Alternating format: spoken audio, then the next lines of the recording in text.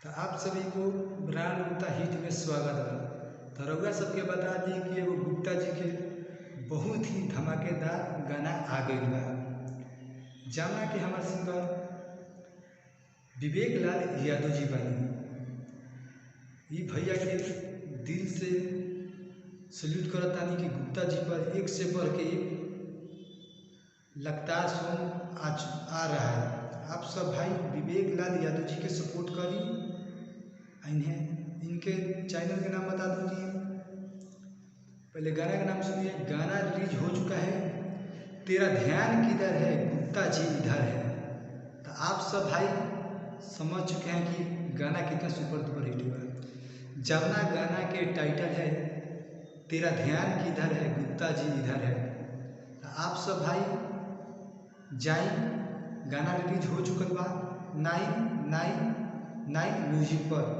तो आप सब भाई विवेक लाल यादव जी के सपोर्ट करी, उनके फुल सपोर्ट करी कि ओनली गुप्ता जी के एक और धमाका हो सके।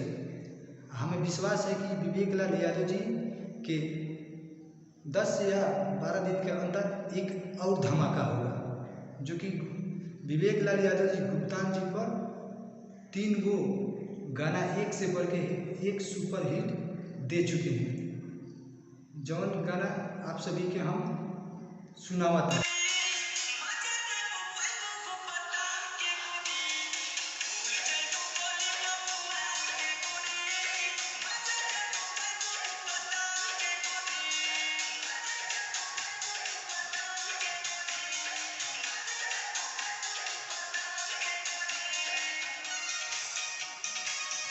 तो रउआ सब गाना सुन चुकल बानी, ये कितना धांसू है। आप सब भाई जाए, क्योंकि विवेक लाल यादव जी के गाना ऑर्केस्ट्रा सॉन्ग बा। आप सब भाई विवेक लाल यादव जी के गाना के फुल सपोर्ट करी, प्यार कर दी।